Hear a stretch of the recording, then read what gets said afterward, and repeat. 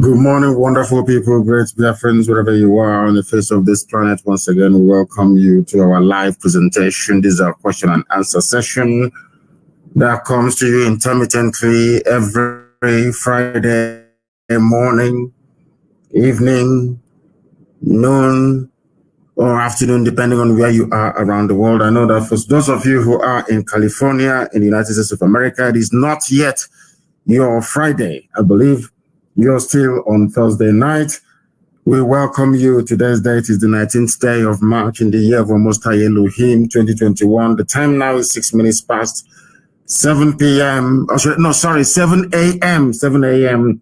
in the blessed land of Biafra. And by the same number of minutes, 6 minutes past the top of the hour, regardless of where you are around the world, we welcome you. It's a live presentation, please. Live presentation. The time is 6 minutes past 7 a.m. in the land of Biafra. That's how you know we are live. Because if you check your timepiece right now, the time will be 6 minutes past the top of the hour. I welcome each and every one of you. Good morning, good afternoon, good evening, and good night to some of you. We are being listened to right across the world. A lot of you have joined us via IPOB Community Radio app. Of course, some are listening via Radio Biafra app. Some of you are also listening via FM in the land of Biafra, some parts of Lagos, in Abuja as well. I don't know if Kanu is amongst you. Those of you who are listening via FM, we are also on satellite. Some are listening also via Radio Biafra website at radiobiafra.co. And I do know that a few people, I think what I can say is 228 are listening via my Instagram page, Mazi Nnamdi Kanu _official. Some of you are with me on Instagram. Some of you are also listening via Twitter. You should listen via Twitter and Instagram as much as possible. I do not think we are able to stream on Facebook today. They don't want me to broadcast on their platform. They have taken money from the zoo. They're trying to cut out our voice because our women were raped, and they do not want the world to know about it. That is what Facebook is hiding, but they cannot stop us because we are unstoppable. And as we have been announcing for the past few days and weeks, very, very imminently, our own app will be launched. Something similar or better than Facebook will be launched. I know that Simon Ekpa has been doing a lot of work in terms of announcing it, but I will myself announce it officially when we are ready to go. But for now, we welcome each and every one of you, regardless of where you are. Bring your pen and paper ready. And of course, I am going to give out the telephone number with which you can contact us this morning. It is a question and answer session. Please, I will urge and pray that some of you refrain from unnecessary, should I say, commendation and pleasantries. I want you to go straight into your questions. The harder the questions, the more better for us. So we can educate, we can enlighten, we can make the world aware or bring to their attention the work that we are doing diligently and resolutely to restore the kingdom of heaven upon the face of the earth. Our work, our mission is a very simple one: to restore Biafra, or we all die in the process, because there is no other alternative.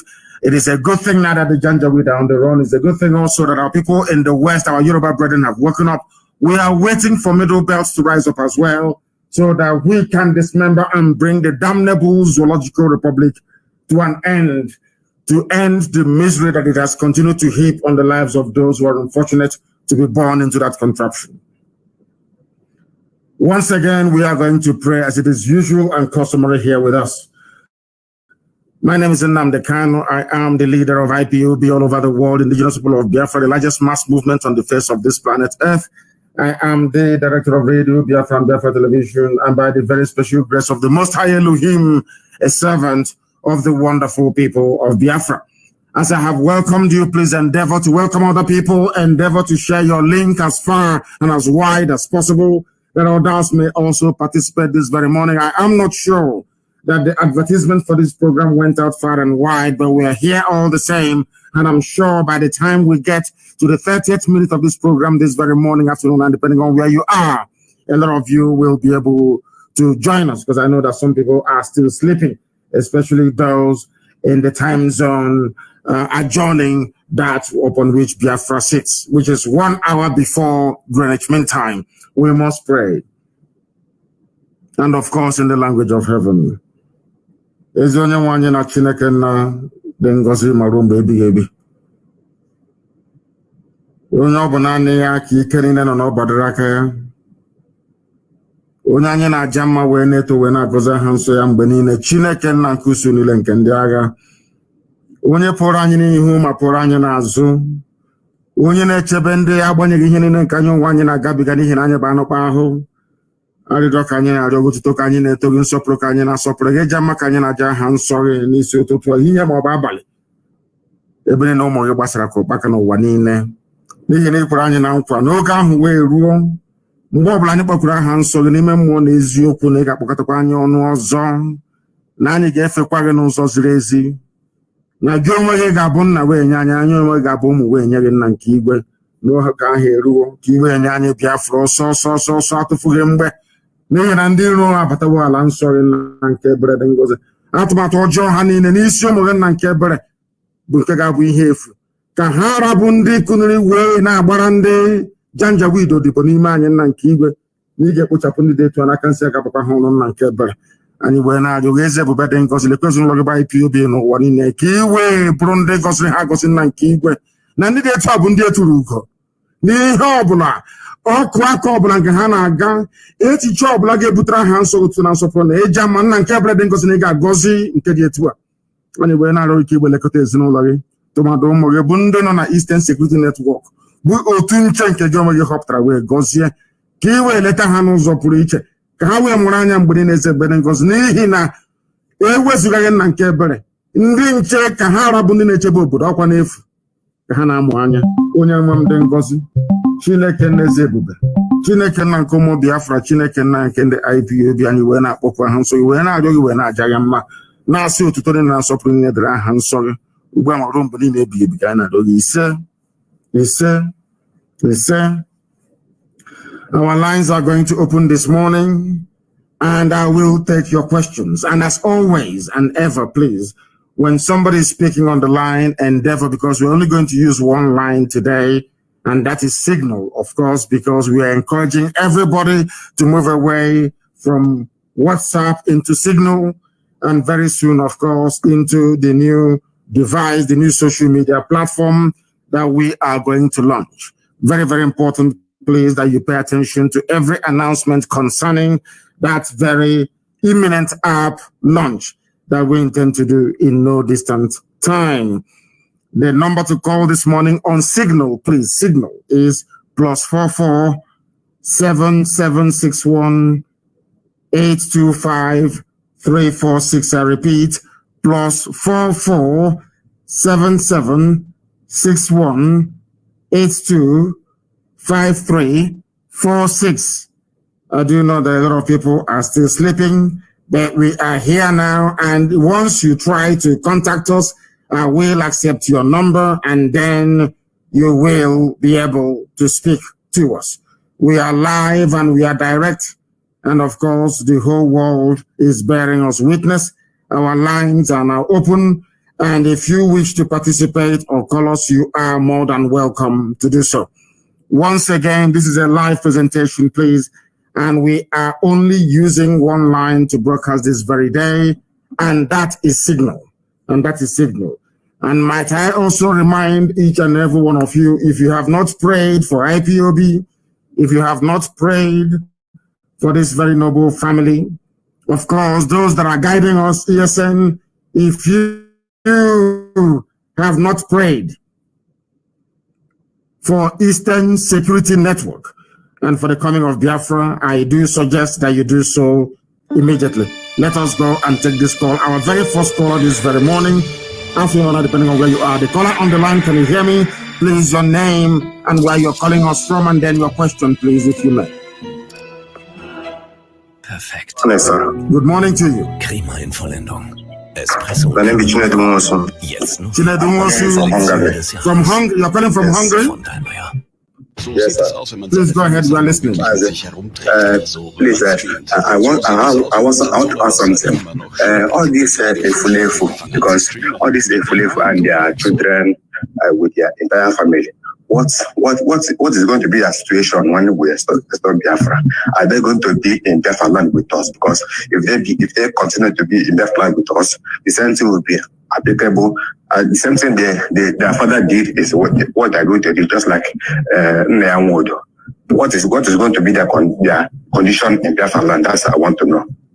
Their condition will be what it has always been and what we said is going to be. Those who are complicit in the murder of our people, those that worked with Janjaweed to try to enslave us, they will, of course, be tried and hanged in public. Those of them that have risen up against us will be tried and hanged in public without any apologies. We have said that before, we're saying it again, because we understand the damage or the extent of the damage that they have done or inflicted upon our people. We know that they are responsible for the delay in setting us free for Biafra to come. We know the work that they have been doing, and we're not going to spare them. They will be tried because Biafra land will be a land of law and order. We are going to obey the law. The law will say that they need to be tried. We are going to try them with, of course, based on evidence before any court of competent jurisdiction. Once we do that, or we determine their guilt or innocence, then they'll be dealt with accordingly. If they are guilty, they'll be hanged. If they are innocent, they'll be set free. It's as simple as that. Okay, sir. Thank you very much. Thank you very, very much for that very interesting question this morning. Anybody, if you are involved in the sabotage of this very great effort to restore Biafra, if you are part and parcel of those who are conniving and conspiring to make life difficult for Biafrans, believe you me, that you will be tried for it. If you try to send us a message, it will come to, if you try to call for the very first time, it will come as a message. I will accept, and then you try and call back. That is the way it works. You will then try and call back. I know that it's a very complex system with signal, but that is the way it works. The caller on the line, can you hear me, please? Your name and where you're calling us from, if you may. Good morning, my leader. Good morning to you. My name is Onyedi Kachi. I am calling you from Neu, Germany. My leader, I greet you for all the things you've been doing for Biafrans. Thank you very much. It seems where you are is very cold, is it? Where you are, is it very cold? Yes, it's very, very cold, sir. Yeah. I can imagine. I can hear it from your voice. I was the one who asked you a question when you came 2019. Yes, in Munich. Okay, so when I was in Munich. Yes. Go ahead. Yes. So my question is please, it's just like a suggestion. Well, I'm asking, please, if you can ask, put it to unknown government to go after all these our saboteurs we have in Biafra land, because if we don't, that is the first thing we need to do. Please, it's getting on me here that I'm not there and I'm not useful, to this kind of situation going on, because I love to do something. Because here we are, they are chasing us around everywhere in the world. We are not safe. Okay, we are not safe. All right. Thank you very much, my leader. That is just what I want to add up to. Thank you. Thank you very, very much. We don't know who they are. Those saints, those avengers of the blood of the innocent. We don't know who they are. Some of you call them unknown gunmen. I have joined you in calling them unknown gunmen. They are, to some people, saints.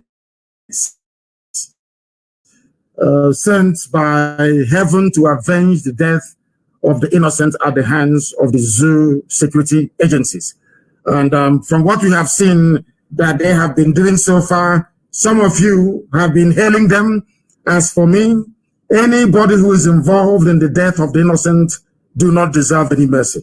So I am asking everybody who works for the police, for the army, make sure you are not on checkpoints in Biafra land. Make sure you are not involved in the killing and molestation of the innocent. Make sure that your hand is not soiled, because if you do, all these saints will be able to locate you. That's what we are saying. And in time to come, of course, we don't know who they are, but as time goes on, they will be able to answer every prayer that all of you have been making, every legitimate prayer regarding those who have been who have presented themselves as stumbling blocks towards our emancipation. I have a caller again on the line. This caller, can you hear me? And thanks for your patience. Your name and where you are, please. My name is Chimdike Obonaya. Chimdike Obonaya, where are you calling from? I'm calling from Conroe, Texas, very close to Houston, Texas. I was the last caller the first time during the weather incident in Houston when you were in Houston. Oh, okay. And I was the last caller on that day. We got disconnected. I tried multiple times, and thank God I'm able to get to you today. Thank you so much. I'm an Omahian as well, Mazi. You are an Omahian. Glad. You are blessed. Yes, in the name of Mazi. Thank you. Which house were you in? Which house were you in? I was in Niger House. Niger House. Okay. Thank you. Please go ahead. Yes. Thank you. While you were announcing things that are points that my IPOB members and everybody Biafra needed to pray about, and I was hoping that you would talk about unknown gunmen. We are seriously praying. I don't personally see them as unknown gunmen. I see them as saints, as you see them as well. Thank you so much, Mazi, for all that. Please, Mazi, I have a few questions. You see, I have friends in Imo State who keep telling me about incidents going on, even from the SARS operatives and all these people, and still being supported and fully backed by the Fulani appointed Supreme Court. I will call him the Sarakin Fulani of Imo State. I love that name, the Sarakin Fulani of Imo State. I love the name. The Sarakin, he is not even an administrator, because he is working for Fulani Janjaweed. He is the Sarakin Fulani. I will do a special program on that idiot. I am going to expose him beyond the understanding of most people. Believe you me, that man is a demon. Hope Uzodinma is a demon. And he has been moving and transporting our people to Abuja and all over the north. The same thing that Wike did. He thought that Wike did it and got away with it. But they do not know that the rain is going to fall and fall heavily upon Wike. I am making it abundantly clear. The rain will fall, not even rain. Hell, fire and brimstone will fall on Wike. Very, very soon, I assure him of that. For all the evil and atrocities that he has committed against our people, Hope Uzodinma is doing the same thing, moving and rendering our people to the north to be raped. One of the girls that was raped, airlifted from, what should I say, abducted from Obibo and raped, she underwent surgery and her womb was removed.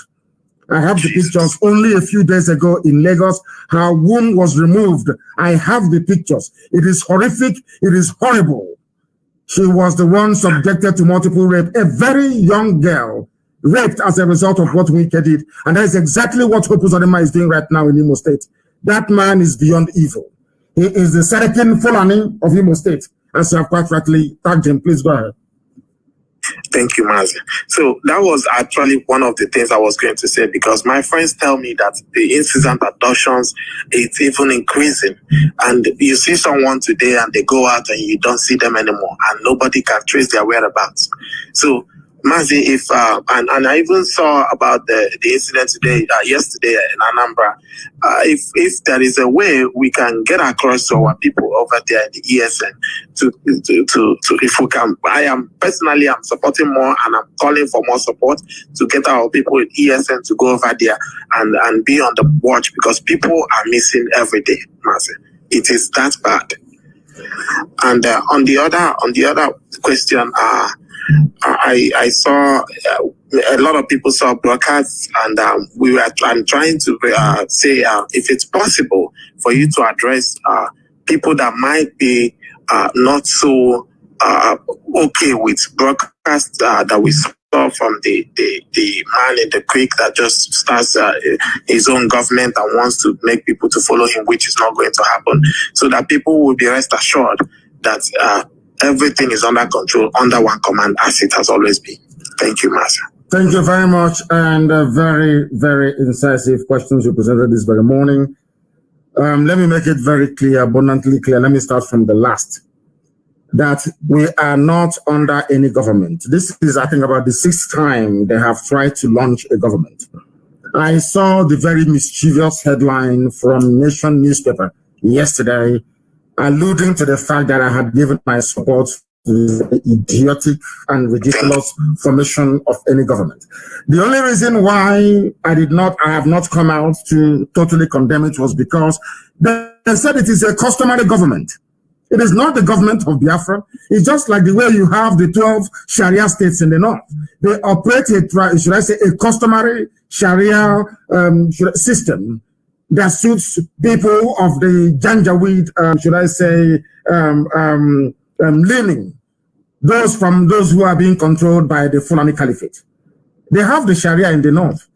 Does it affect you where you are? Does it affect us in the south? The answer is no. So you can form any government you like.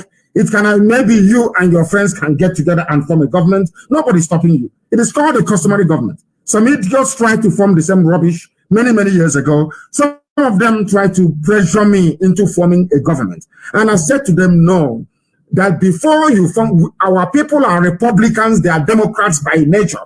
Before you form any government, you need to get their permission. They need to mandate you to do it.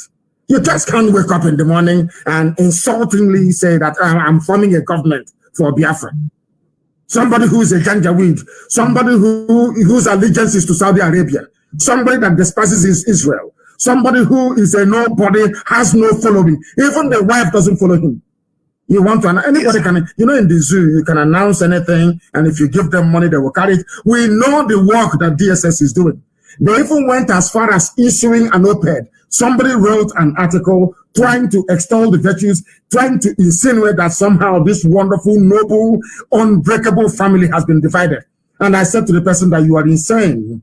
Once you leave IPOB, you are on your own. You cannot take anybody with you. It is impossible because we are one family. That is who we are. One name under one command. Not two, not three, not four. People may try to seek relevance. It is in their nature. When you run out of, let me give you a very simple example, my dear brother. Anytime you see a harlot, anytime you see a prostitute, anytime she runs out of money, she will put on a very small skirt and high heels and handbag with lipstick and wig, and she will go and stand on the street corner. If she doesn't have bread, because that is what she is used to. Anytime you have these hungry people run out of money, they try to make so much noise to attract the attention of the zoo government so that their money can start flowing again. But I think the zoo have now sourced them out, that they are nobody, that they are insignificant. Coming to the abductions that you talked about, we know what is happening. And that is why I don't know who the unknown gunmen are, but I'm praying for them. All those people, I am praying to God to please put it in the minds of the unknown gunmen to go and find those who are kidnapping our people and deliver judgment to them. No, they will not deliver. They will send them to Chukwu to judge them. That's what we are praying for. But if you think that they're going to go scot-free, then whoever thinks along that line is very much mistaken. They are all going to pay very, very dearly for it. If you look at how the zoo is now progressing towards disintegration, what we have been praying for and working for very many years has now caught on in Yoruba land. I know that now that Baya Debanjo is the new Afenifere chairman, or should I say the president of Afenifere. A very wonderful, wonderful development because he is a man of his words. And the likes of Ibagani Adams are now saying the right things they ought to have said many, many years ago. And the very young man is doing very well, saying what they should have said many, many years ago. And you can see how things are progressing. We are only waiting for the middle belts to rise up as well. And the zoo is history. Forget all the nonsensical garbage about constitutional force. You do constitutional force measure with people who are reasonable, people who are sensible, people who are amenable to reason, not Fulani Janjaweed. They don't understand it. What they need is war and chaos, and that is what they're going to get. Look at, do you know that they no longer go to school in the north? The zoo is almost gone. And as I said, if you have not gotten your Somali visa yet, please try and do so because the zoo is imploding and imploding very, very fast. All those involved in the abduction of our people, very soon they will receive their own judgment. That I can assure you categorically.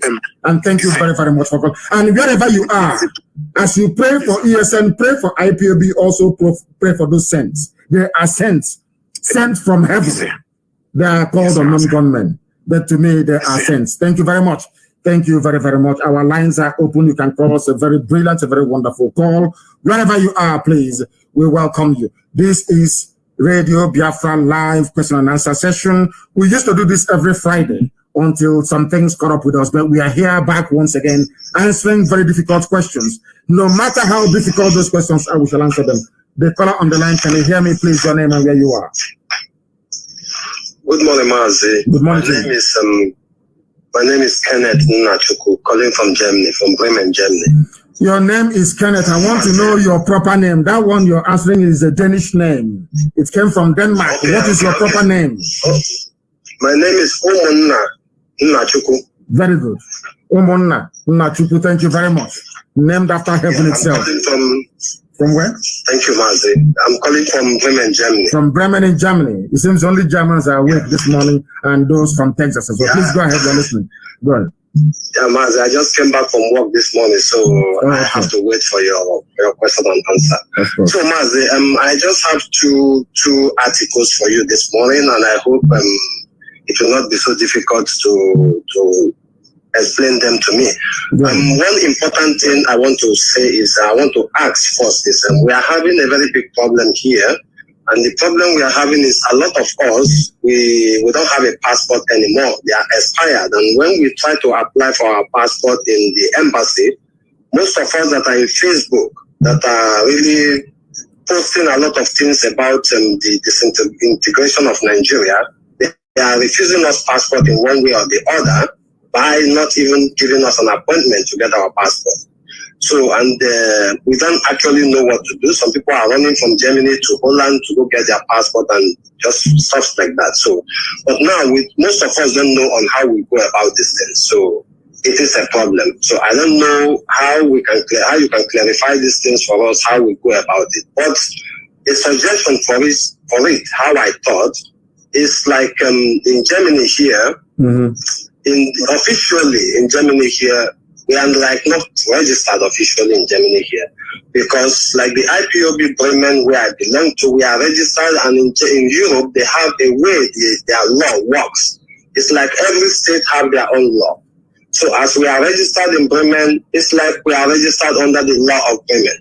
The people in Hamburg, who if they are registered in Hamburg, they are registered under the law of Hamburg, the state. Yes. And in Cologne, it's just like it's a proper federal system, as you have in the USA, a proper federal system. Every state in Germany has their own laws, and they implement it, they enact their own laws, and they implement it accordingly. It's a proper federal system. I have a very simple answer to your question. There is something called stateless statehood, which means you now have to, what we need to do is to perhaps instruct our lawyers. Mr. Mika is there. Who is our deputy head of the Directorate of State. We can get him to explore the possibility of trying to get the UN involved. And the UN, in this instance, they have no choice. Once you have been denied a renewal of your passport, you go to the nearest UN office or get your lawyer to inquire for you about applying for the status of statelessness, which means somebody without a state until Biafra is recognized. And they are bound by conventions and treaties to make sure that they issue with a travel document. Yes, go ahead. Yeah, because some of us started this very thing already. Like for me, I went already to the local foreign office where we renew our visa. Yes. Let me say where we renew our stay, like those of us who don't have the German passport or something like that. So, and they gave me, because my passport expired already last month, and they gave me something they call in Germany Fiktion Bescheinigung. So this paper I can be using to run around in Germany to work, but I can't use this very paper to leave Germany. That's what I'm explaining to you. The only document you can use to leave Germany is one issued by the United Nations, because currently we are all stateless. Once the zoo refuses to renew your passport, you become stateless. And with that, it is enough compelling evidence to get the UN to issue you with a travel document, because you are a stateless person. Stateless. That's what it means. And now with it, you can also approach the authorities of where you're in and get them to try to, of course, fix whatever endorsement or or should I say, whatever identity or valid document or stay in that very area that you may have to need on your travel document. So the next port of call is the UN to make them aware that we are stateless, not by choice, but by virtue of the behavior of this zoological republic. That's what we're going to do. And I will get Nzulumike to look into it and see how that applies in the case of Germany. That is something that people do not understand. There is something called persons who are stateless, which means you have no country of your own. In our case, we are waiting for Biafra to come. Where you have been denied access to proper documentation, as the zoo is now doing, then we go to the UN and we apply for this very status. As simple as that. And that's what we're going to do. So I will get Nzulumike to investigate it and then come back to us. Because what we have right now, especially in Germany, is not acceptable, and we're not going to accept it. Thank you very much for your call. Is that all you have to say? Okay, Mazi. Thank you. Thank you. And remain blessed. Thank you very, very much. Our lines are open. Our lines are open.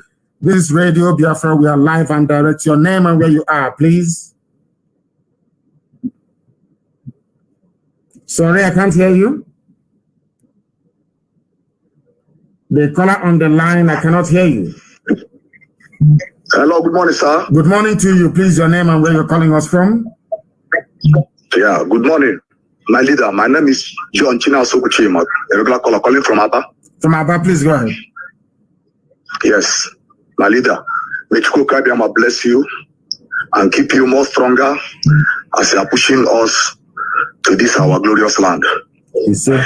My question for you this morning is I really wanted to know, because in our meeting last Saturday we deliberated it. We have some of our new members that are coming. I want you to clear air, because some people say that you say that we should close our books, we should not welcome new members again, no monthly dues. But some people are coming because of the way they see IPO be moving and the way we are on truth, and the whole thing they are doing is coming up. They wanted to join us. What do you do to them? I want you to clear, because they said that he said we should not welcome new members again. No. I think, sorry, let me cut you short there. No, they misunderstood what I said. I said in ESN, we no longer welcome new recruits into ESN. But as for ordinary family meeting, people can come in. But let me tell you the fear that we have.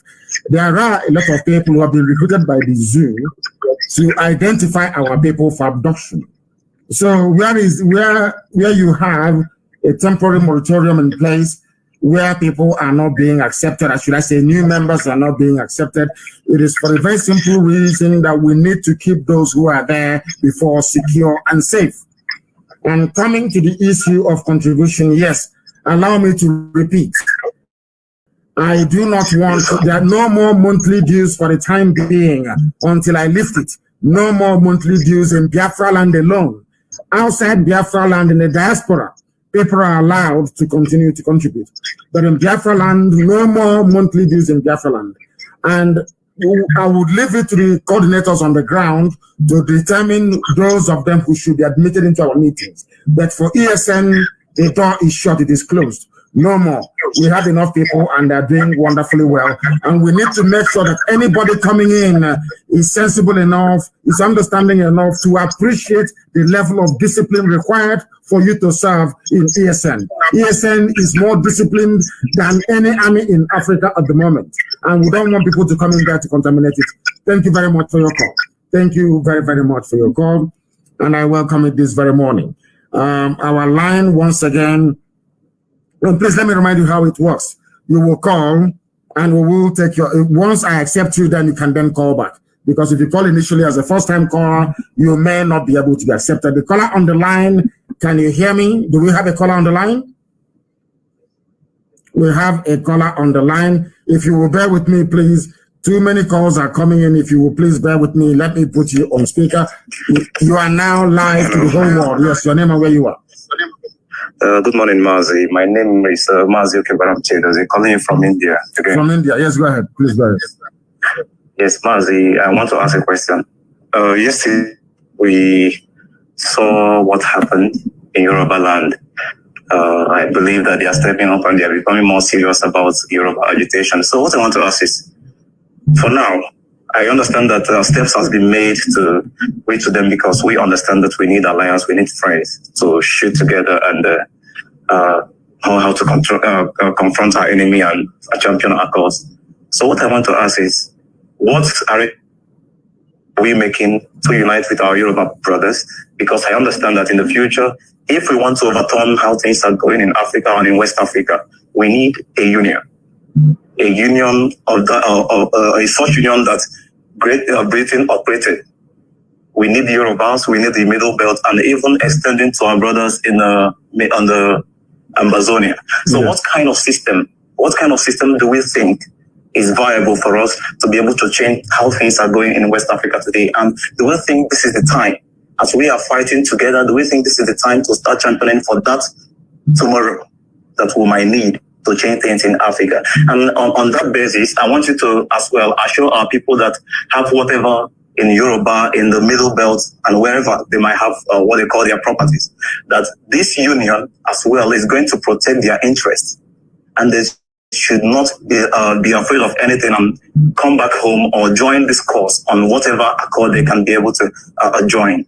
Because till today, our people are still saying all sorts of things, that they are not being protected, and what is going to become of whatever they have in what they call a foreign land after Biafra comes.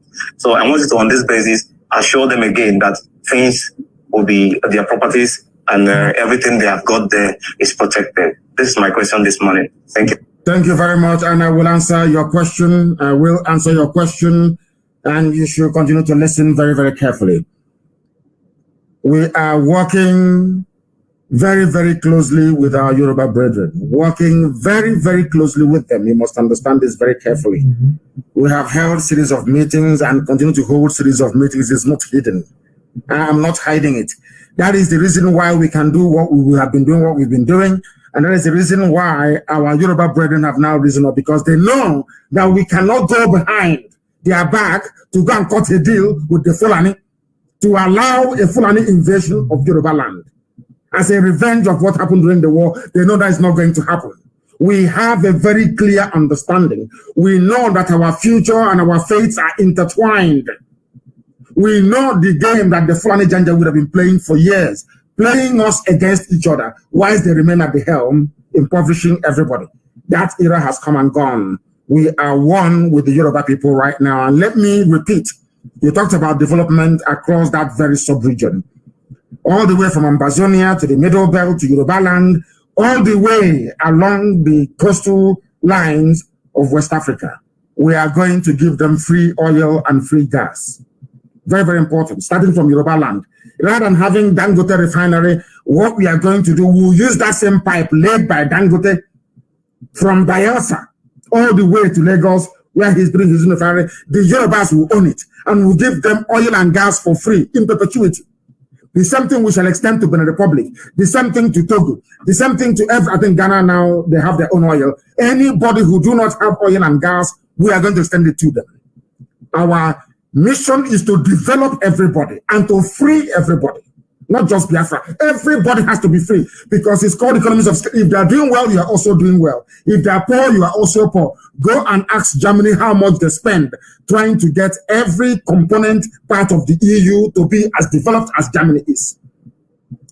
Anybody should ask, those of them that called us this morning from Germany, go and ask Angela Merkel, how much are you, why is it that Germany is bringing us so much money to be propping up the EU? Because they want everybody to be developed. Once people are developed, they can buy your goods and services. Poor people cannot buy power bikes. Poor people cannot buy, let's say, drones.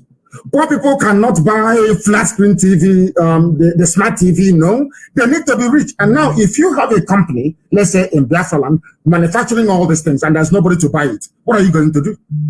These are the things that we need to understand, that the well-being of your next door neighbor is also to your advantage. We want to eradicate that mindset in a black person, that you should be the only rich man, the only cock growing in your village. No, it is not a good thing for you. because your lives will not be safe. Look at the Fulani Janjaweed, for example. Let me use the Fulani Caliphate, for example, the impoverished northern part of the Zoological Republic of Nigeria. Look at them today. The reason why banditry cannot stop is because over the years they failed to invest in education. The reason why they are not amenable to reason was over the years they shunned education. They wanted to impoverish everybody. They thought that by making all their Nigerians very poor, somehow them and their children will continue to enjoy and to control them. Today they are in possession of AK-47 and things have changed. And now in most schools in Zamfara, in most schools in Yobe, in most schools in Adamawa, they are no longer open. Children no longer go to school. It is as a direct consequence of unemployment, as a direct consequence of years and years of implementation of rules, regulation, and laws that are anti-people. In Biafra land, we are going to be different. Britain fought against Biafra, not Nigeria, because Britain thought that we don't have the spirit to share, that Biafrans cannot share because of what Ojukwu told Shell and BP. But they are wrong, they are very much mistaken. What our eternal leader said was that you don't come to blackmail me with something that God gave to me. If you want oil, we can give it to you, but you have to pay at the rate at which every other country is paying around the world. That was when Harold Wilson, the Labour Prime Minister of Britain, said that Biafrans are going to die. That he doesn't really care. He was a shareholder in BP. Then he said he doesn't care how many Biafrans will die, as long as they continue to get their oil and gas for free. That was why they supported the Fulani Janjaweed. And these are the things, the mistakes we have learned from. You mentioned people and their properties in the north. They keep saying this thing all the time. And I have a two-bedroom hotel in Jalingo. What is going to happen to it? And I said to them that you are very much mistaken. Your property is more secure if there is a Biafran than when you are in Nigeria. And let me repeat, your properties in the north is more secure if you have a Biafran independent nation than if you remain in the zoo called Nigeria. Because today, most people own properties abroad. For instance, I have a property in England. When Biafra comes, am I going to lose it? The answer is no. You know, the Janjaweed who are not educated keep saying, okay, Biafrans should leave. Once you leave, you take over your property. That is rubbish. That is rubbish, because let me tell you what is going to happen. It's very simple. Some of you talk about ICC all the time, International Criminal Court, where violators of human rights are being taken to for trial. There is another court called the International Court of Justice, ICJ, where states can take states to court. If they touch any of your properties in the north, all Biafra will need to do is to petition ICJ, and ICJ will award compensation for those properties they have destroyed or seized from you. Once that is done, then the Janjaweed government will be forced to pay. If they don't have the money to pay, any grants that any country is giving to them will be seized and used to compensate people that lost their properties. That is something that people do not know. The reason why all the properties we lost during the war was not returned and no compensation paid was because there was no Biafra to take the Nigerian government to International Court of Justice, the ICJ. Also sitting in The Hague. Also in The Hague. That is something that people do not understand. Also sitting in The Hague. If a country takes Nigeria to court for violating international laws, then they are bound to pay. So you are far more safer having a Biafra with your property outside Biafra land than in Nigeria. I hope that is very clear. I have another caller on the line. This caller, can you hear me, please? Your name and where you are. Good morning, my great leader. Good morning to you. Please give us your name and where you're calling us from. My name is Mwabe Okechukwu. I'm calling for United Arab Emirates, Dubai.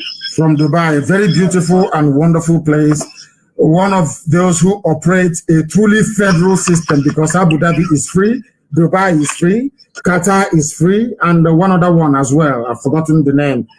There's a few of them. They operate a proper federal structure. And that is why everybody's running to Dubai. Everybody wants to go to Dubai. Nobody wants to make their land to be like Dubai. Everybody wants to run to Dubai. Very, very sad indeed. And those ruling Dubai, they have houses in America. They have houses in the UK. But that did not stop them from also developing their own land. That is how sensible people think and reason. Please go ahead. And that is exactly why I called you this morning, my leader. I am very, very grateful to reach you because it has been a long while.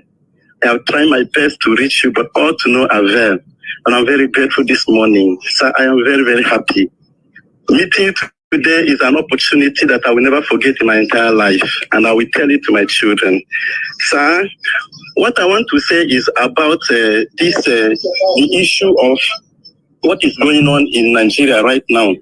Now, our people are being fragmented to the extent that things are getting worse because now the fuel pump is very, very high.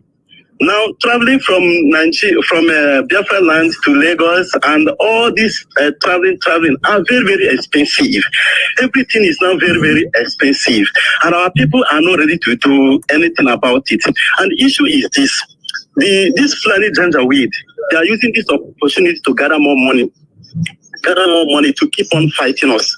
So as the point reached like this, so I want to know, are we going to keep on being quiet over this issue while they are using the resources in our land to be gathering more money to fight us? Or are you going to declare Biafra? That is my number one question, to declare Biafra, because the thing is getting out of hand. Because I know very well that we have men on ground that can defend our territory. Number two question is this. So I have said in many occasions that we're not going to reign or rule us or lead us when Biafra is actually achieved.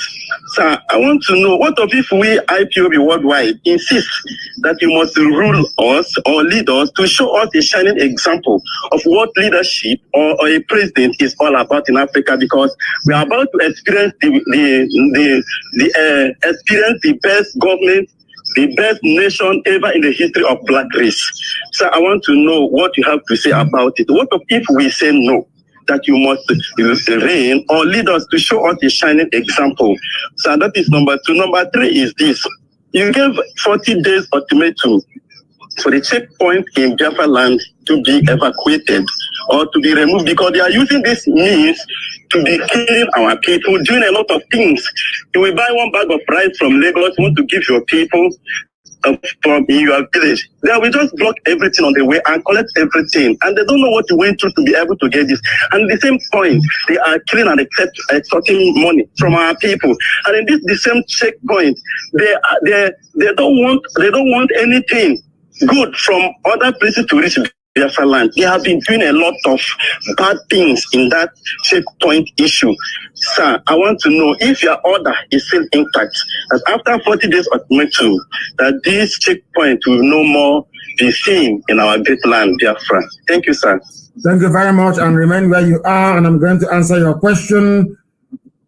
After 40 days, there will be no checkpoint in our land. They will try, because they are Fulani, they are Janjaweed. They want to show the world that they are in power, they are in command.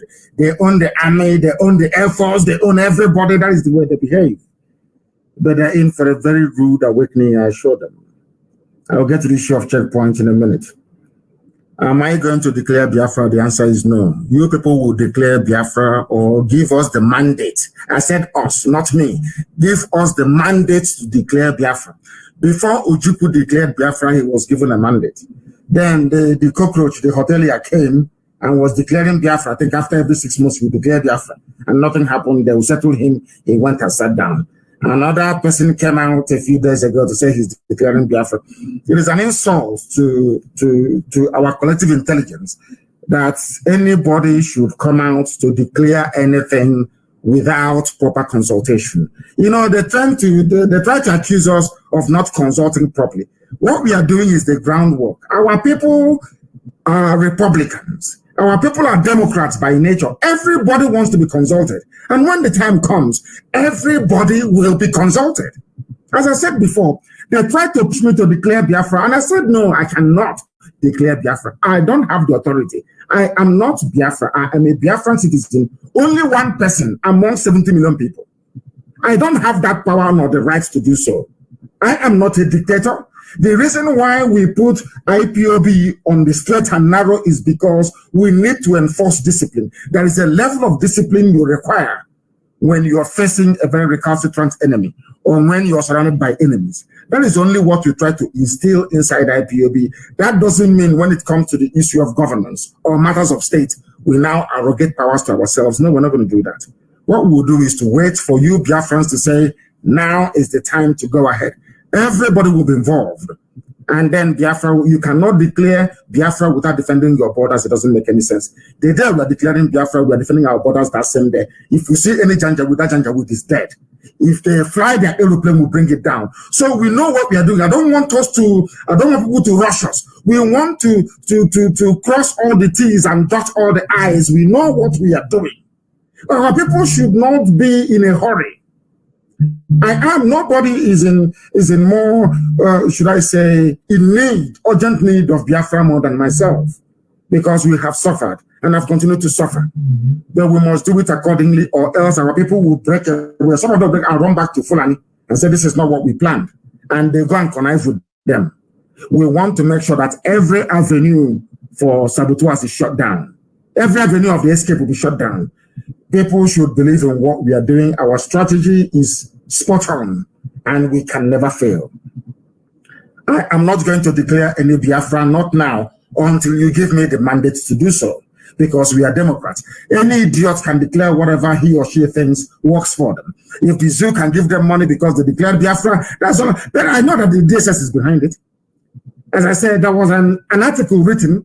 They did it in order to show them, to think that the world will buy this nonsense that IPOB, this noble family, is divided. That's all. So this person has his own faction when it's a lie, a proper lie. It was DSS that declared Biafra. The Department of State Secret Service in Nigeria, the State Police, they're the ones that declared it, because these are their agents. They give money to them. But you can see how we all responded. Nobody accepted that garbage because we have not finished doing the groundwork. I know we are all in a hurry, but in due time or in due course, you will give us the mandate to declare Biafra, and then Biafra will be declared. And then that same minute, we are defending our borders. That same minute, our army will be unveiled. You don't sit in your house when you run out of money. Or pipeline security contract, you want a new one to be renewed because Dangote is now canvassing for security guard to guard his pipeline from Bayelsa to Lagos, his new refinery. You now come up with this gimmick so they can give you money. These are hungry people, and we are not. No declaration of Biafra until we have your mandate to do so. That's number one. Number two, I will not lead Biafra. There are people, I believe, who will be more competent than myself to lead Biafra when the time comes.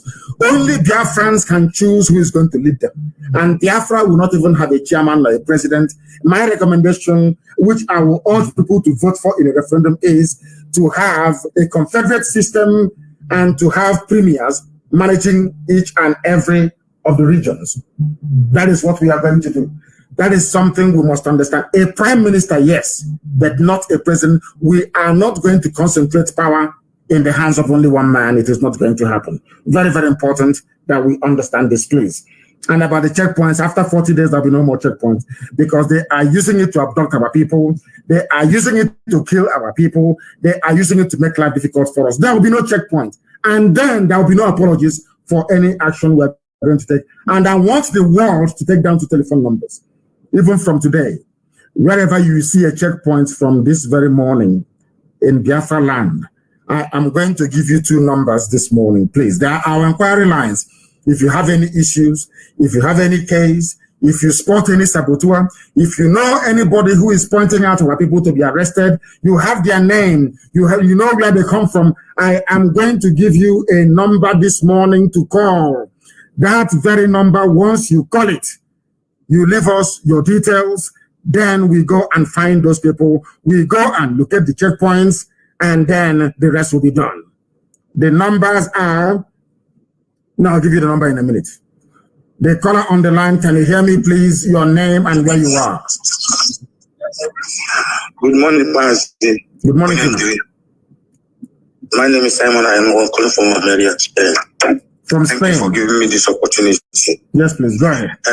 Honestly, I just want to thank you because most of the things you have taught them, issue of this ESN, you say the recruitment is enough. because we don't want to destroy what we have built, because the zoo is trying to infiltrate us. But you're always ahead. You're always ahead of them. Thank you for your wisdom. And what you said about the Confederated State now, I like it, because if you look in Switzerland, they never entrusted any power to one person. Each canton have their own leader. That is why they are progressing. All these things they are doing is very, very wonderful. And I want to touch against some things. Some people say that you arrange call. You arrange people to call you. It's money. They want me to shut it. Now, your name here is IPOB Almeria 2017 2222. Do I know who that person is? I don't know who you are. Let me finish. Anybody who has ever witnessed where we have done a live presentation and taken live calls, you will know that I never ever filter calls in my life. Never ever ever, because I prefer more difficult and harder questions, because that brings clarity to what we are doing. When I answer or I respond, that brings clarity to what we are doing. That clears all the doubt. That is why we welcome it. Please, we do not filter any calls. If they want me, maybe next week Friday, by the grace of the Most High, to record our entire, to actually relay it live by video using 2 or 3 cameras, I will do so. I do not filter any calls, and I will never filter any calls, because I believe there is no question Chukwukika Abiyama will not give me the grace to answer. Please go ahead. Please continue what you're doing. All this is distraction. There's one thing people don't know. Immediately you step out of this global family, you are gone. That thing that brought you up will bring you down. Of course. Some of them are there now. Nobody is calling them. They are imagined. All this call Nnamdi Kanu is getting, maybe he's arranging people. This morning, I have been calling. You know, this is something some of them don't understand, because they will be there. Nobody called them. They think Mazi Nnamdi Kanu is arranging call. These are people that have lost their way. I tell every one of them, what brings us together is Mazi Nnamdi Kanu and IPOB. And immediately you step out of this family, you are gone, not to concern me and you again. So Mazi Nnamdi Kanu, don't listen to any distraction. Continue your mandate. Continue what you are doing. Guide your way. Guide your going out and coming in. Any evil man that meets you will run away. Thank you for giving me this opportunity. They say we arrange calls, and there are lunatics everywhere.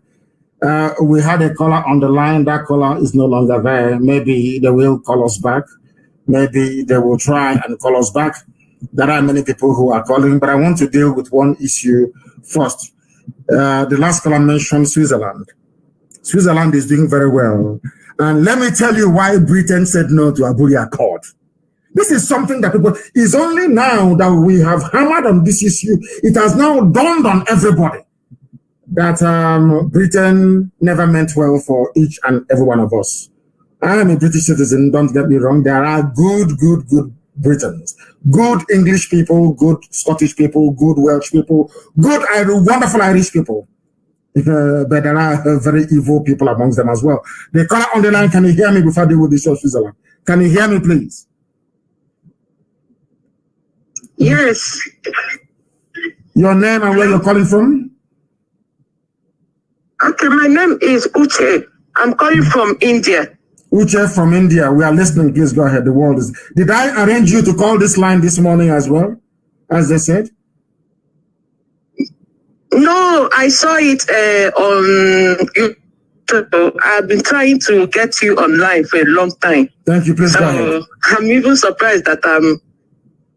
Thank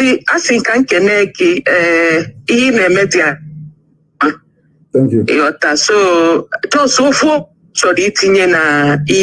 can you speak English for us, please? Because Biafrans are all over the world. Some of them were even born outside Biafra land. Some Biafrans do not speak or understand English.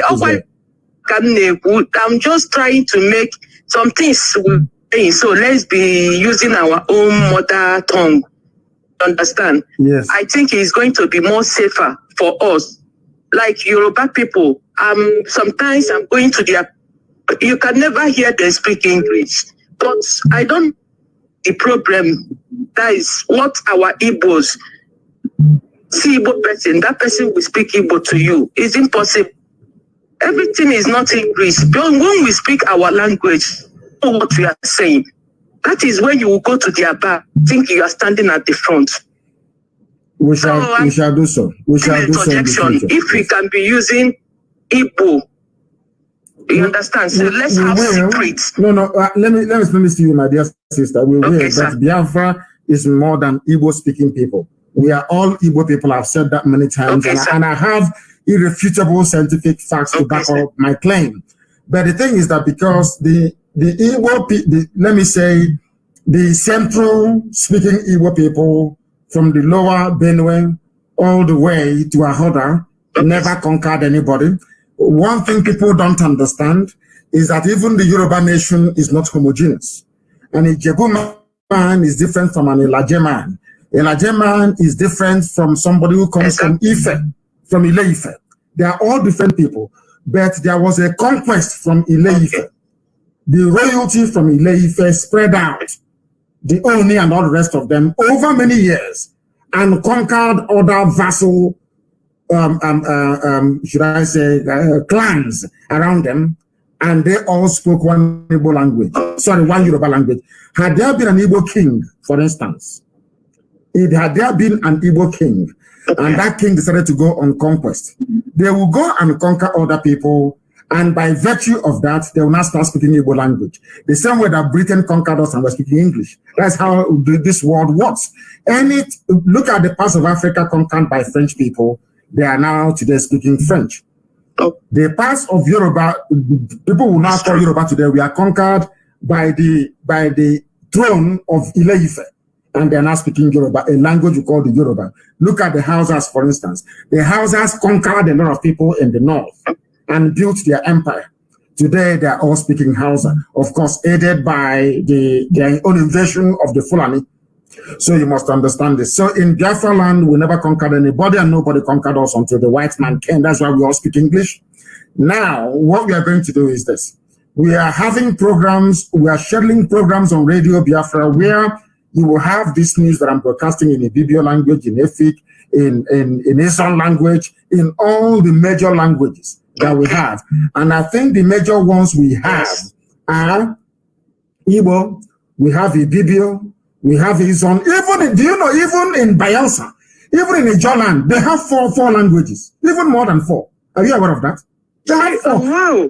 Yeah, of course. So if you now say that let somebody from let us speak Ijo language, there is not one Ijo language. Not one. They have a minimum of 4 major languages, and they do not understand each other.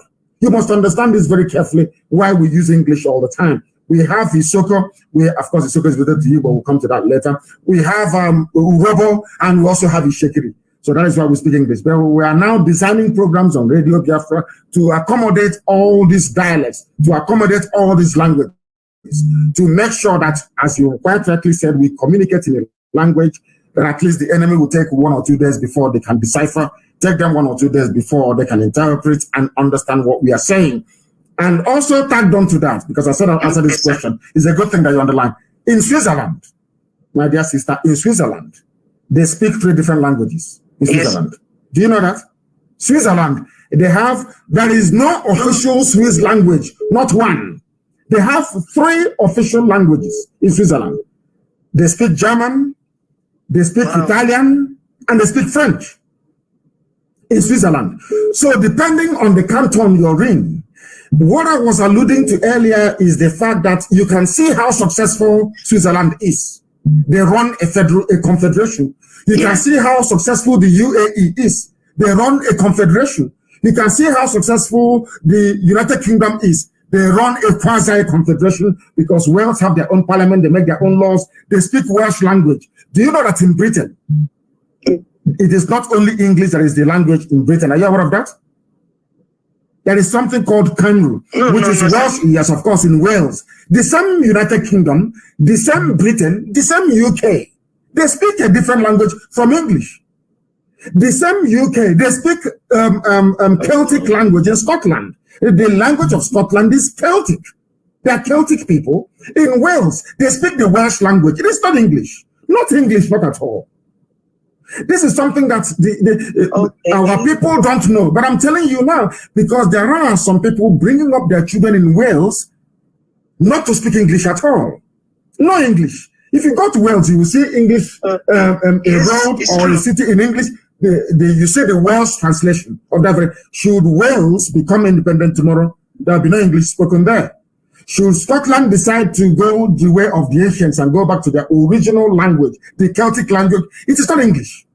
Irish is something. Of course, it's the same language, Republic of Ireland and also Scotland. They are ancient people of the land of Britain.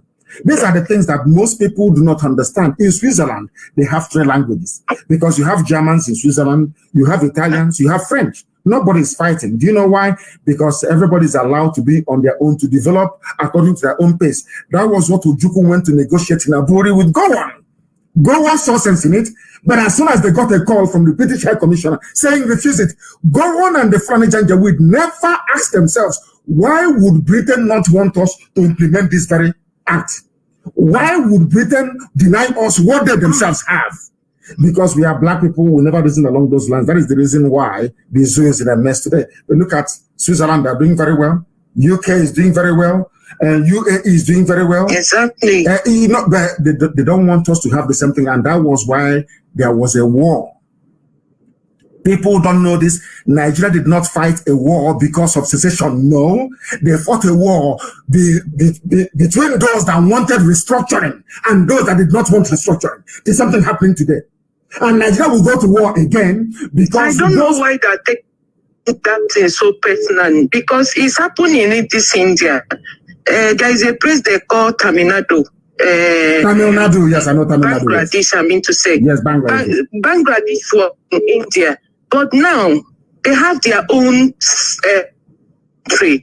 Are you getting me? So, there was no war. They just settle everything amicable.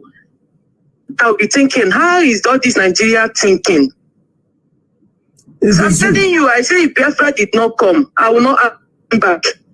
I will live in India because India is more Nigeria itself. People that everything they're using their economy is green. Even toothpick, anything a rich man will use, a poor man will use it too. I agree with you. They don't say, this food is only for a poor, rich people. This one is only for rich people. If they make it in 1,000, they should be in 1 naira where the poor man can afford it. But in our country, no. No. I'm just happy. If there are a lot of come back, but things is not as in, I don't know to say it. Okay, look at it this morning. Someone sent me hometown, Okija, that's still doing it. That somebody killed a young guy and they take up his head. You know, I will send you the video. So, I'm saying is Firami people. Some people are saying is, you know, so we don't know. We are still making investigate to know what. I don't want you to despair because your line is breaking up. Your line is breaking up, my dear sister. And let me answer some of your questions. All this nonsense are happening because we are in a place called the zoo.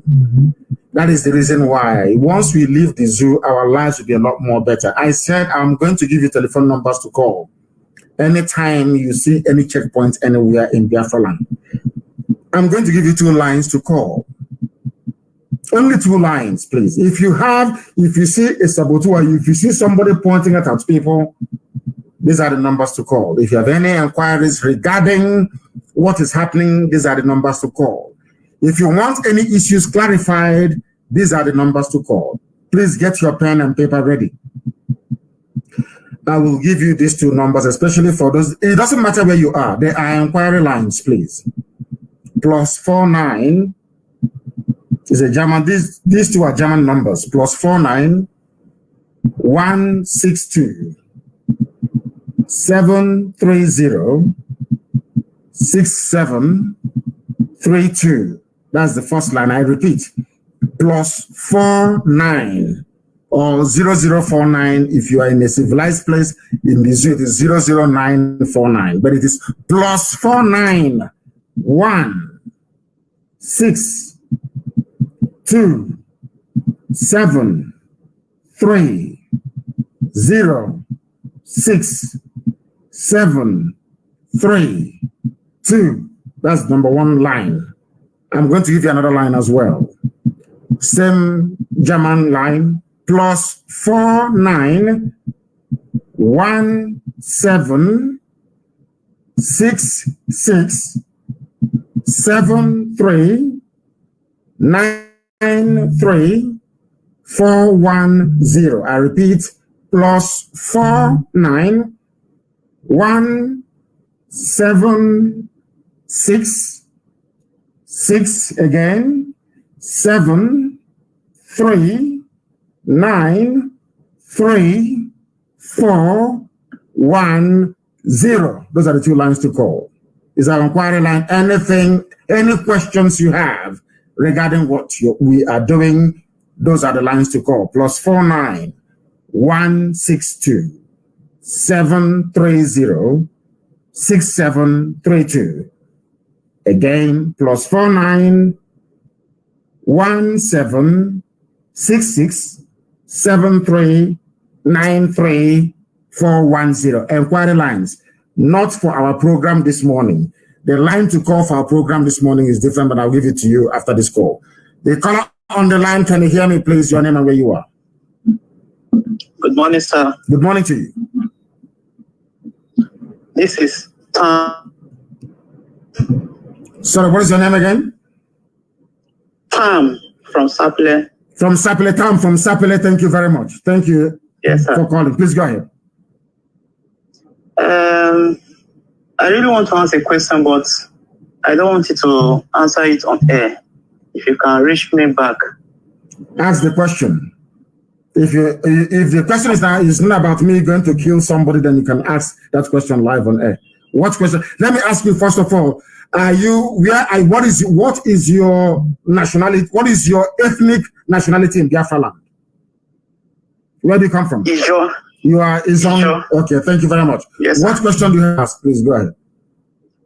The question is that concerning the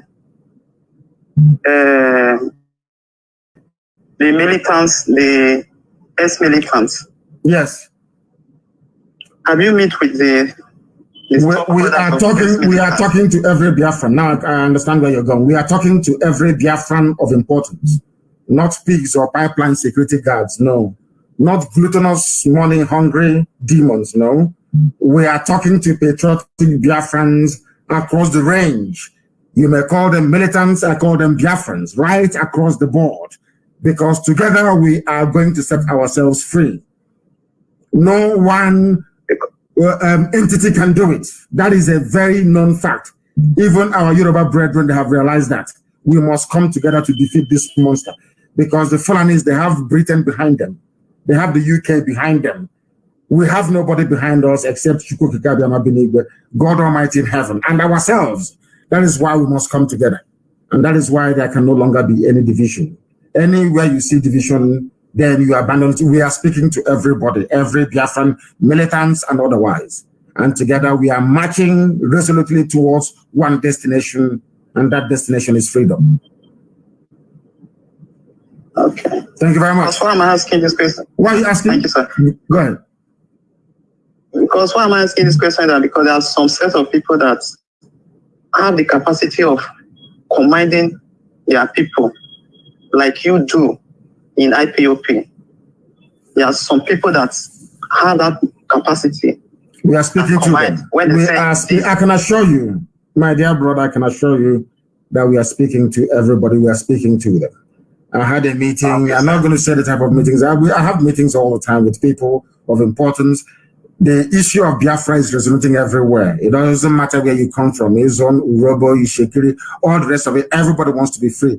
If not for what we are doing, do you think that our Yoruba brethren could have been doing what they're doing today? Because they have seen that we are movable, that we are unshakable, that what we've been saying is right. Now everybody is joining. And I can assure you that the zoo has come to an end, more or less. It is only for us to push it a little bit and it topples over. That is why we must remain very strong and resolute. Thank you very much for your call. Thank you very, very much for your call. We have callers everywhere from all over the place. They say we are, some people are crazy. We arrange our calls, whatever that. Arrange our calls. Some people are mad. Let us take this call. The caller on the line, can you hear me, please? The caller on the line, can you hear me? I can hear you, Mazi. Good morning, sir. Good morning to you. Your name and where you're calling from, please. My name is Akokalo. I'm from Abreba, Afe province. Thank you very much. Please go ahead. So, please, I have only one question. I want to ask you about, you say you are going to run a confederation. And I want to ask you, what about our monarchs? Are you going to demolish all this monarchy? Everything will be up to the people to decide. We are going to have, Biafra is going to be a democratic nation. Anything we want to do, we ask the people. Because in some places, they have royalty. They love it, they like it, they claim it's their tradition. I don't think it is, but the claim is that. We're going to ask people, do you want Biafra to be a confederate, quasi-monarchical system where you have the prime minister, you have the Eze, you have the Igwe, you have the Obong, you have the Amainabo, you have the Obi, you have all these people? Is that what you want? Yes or no? If the people vote for an outright republic, then they get a republic. If they vote for a mixture of I don't know, a kind of a hybrid between a monarchical system and the republican system, then anything that works for us, we are going to adopt. Left for me personally, I don't want any royalty, because we are all created equal before God Almighty in heaven. No man is bigger than the other man. I don't believe in all that royalty nonsense. I don't believe in it. His Royal Highness, His Royal Lowness, and all that crap. That is why I never answer a prince. That is why I don't believe in all of that rubbish. I don't believe in it. So if you people say you want royalty, then fine. Who am I to decide? 80 million people will decide, or 70 million, as the case may be. Not for me alone to decide. Never, ever, ever. You people will decide what you want. You are going to get the country that you want. My input will be there, but I'm not going to force anybody to adopt it. We are all going to argue and debate, and at the end of the day, we then vote for what we want. Is that very clear? For my take, yeah, it's very clear, sir. For my take, sir, let all those monarchs, they need to be demolished because they are all compromised. We don't need them. We need to try something new, something much more better for me. Thank you very much, sir. Thank you for your contribution. I like it. I welcome it. That is the type of debate I want to have. Let me make it clear that the numbers I mentioned before, they are our inquiry lines, please. They are our inquiry lines, +49 162 730 6732 and +49 176 673 93410. They are our inquiry lines, only on Signal and Telegram, please. You know, we are running away from WhatsApp. You know, that boy is very greedy. Onyoshiko is a greedy thief. He will sell anything for money. If you know what Facebook is doing, you will not even be on Facebook, I'm telling you. You know, they take monies from countries all over the world to suppress opposition voices. That's what Facebook does. Do you know that on my two accounts, Mazi Nnamdi Kanu and Mazi Nnamdi Kanu official on Facebook, I cannot post on it. It's there, but I can't post on it. Even all the admin on the pages, they remove them because they don't want the world to hear the truth. So these lines are on Signal and Telegram, +49 162 730 6732. Save it, please. Any inquiry you have regarding IPOB is there. Another number is +49 1766 73 93410. Signal and Telegram only, please. The zoo cannot hack it. The caller on the line, can you hear me, please? Your name and where you are. Good morning, sir. My name is Wisdom Uzoma Acho. I'm calling from Abasa. From Abasa, yes, go ahead. Mazi, I want to thank you for the good work you are doing. May Chuko Kikabe may bless you because it's not been easy. That